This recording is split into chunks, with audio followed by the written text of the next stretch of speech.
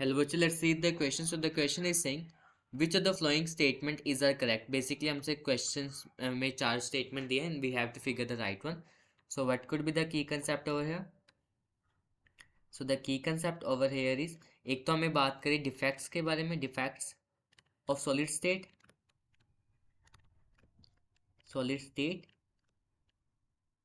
and structure of solid.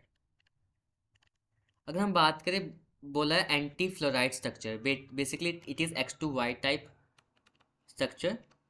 Anti fluoride की बात करें, एंटी फ्लोराइड की, तो यहाँ पे जो हमारे एनाइंस होते हैं वो कहाँ पे अरेंज होते हैं, वो बनाते हैं FCC लैटिस, मतलब फेस सेंटर्ड क्यूबिक स्ट्रक्चर बनाएंगे. और कैटाइंस प्रेजेंट होंगे, cations are present at the tetrahedral voids, tetrahedral word.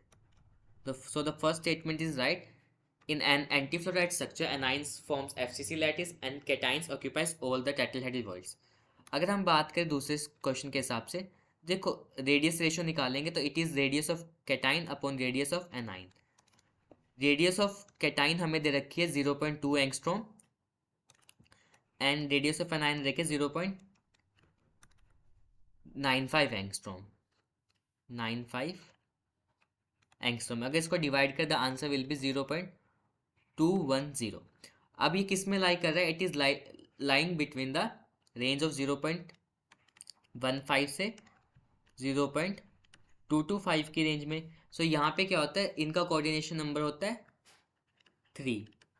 इनका कोऑर्डिनेशन नंबर क्या होगा, 3. सो ये स्टेटमेंट गलत हो जाएगी, 4 नहीं होगा. An ion atom is transfer from a lattice site to an interstitial position in Frenkel defect. अगर हम फ्रैंकल डिफेक्ट की बात करें तो फ्रैंकल डिफेक्ट में क्या होता है, आयन जो होता है वो अपनी मेन पोजीशन से शिफ्ट होके वो किसी इंटरस्टिशियल वर्ड में चला जाता है. So it is right. Density of crystal always increase due to substitutional impurity defect. देखो ये गलत है, हाफ सही है. देखो जब भी हम अगर बात करें डेंसिटी ऑफ क्रिस्टल में इम्प्योरिटी डिफेक्ट में, तो वो इंक्रीज भी कर सकते हैं, डिक्रीज भी कर सकती है. So both the case will be there. Correct पूछा तो answer will be A and C. B and D is incorrect. Hope this is clear to you. Thank you so much.